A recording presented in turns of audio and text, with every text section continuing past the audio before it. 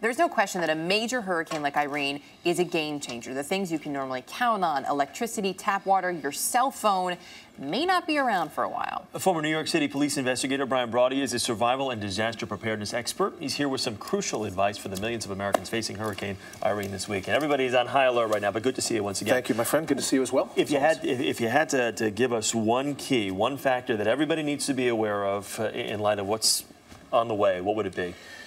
Human beings have been surviving for thousands of years. If you don't panic, then your chances of perishing diminish greatly. I know we want to get all hyped up, but it's coming. You want to listen to the evacuation orders. You want to listen to the authorities. There's some things that we can discuss that you can do and not do, but just remember who you are. Human beings have a remarkable ability to survive, no matter what fate throws at them, so just remember who you are. That being said, don't ever think you're tougher than the storm, which is very important. Another few don'ts that you have, let's start to go through these, is don't go outside. Yeah, if you're going to stay, if you don't heed the evacuation order, nobody wants your videotape.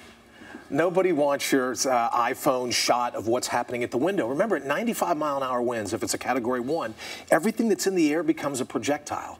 So stay inside. Stay away from the windows. Don't go surfing. You know, don't go out to the water and see. That's when we lose folks, when they don't use their head. Don't rely on technology, because batteries don't last forever, and you're not going to be able to charge things if you lose power. And what else happens too? You may not have cell service. Even if you get cell service, there may not be a 911 operator that can dispatch a paramedic to even try to help you in an emergency situation. And when you say don't rely on outside help, which is one of the factors here, what are we talking about there? Well, I think a lot of people, thankfully in our country, we've grown accustomed, Chris, where you can pick up the phone, dial 911, and someone's coming to save you. But do you know CPR? Do you know first aid? Would you know the most basic ability to help a family member if something happened to them if you couldn't reach outside help? And you're also, that's another reason too why you don't stay when you're told to get out, because you put those first responders at risk if they can even get to you. Huge point. You also say not to depend on city or well water. This is even after the storm. Even after the storm, because if your water is compromised by a wall of salt water, if it moves on shore, or if you lose the electricity because of trees down or the like, then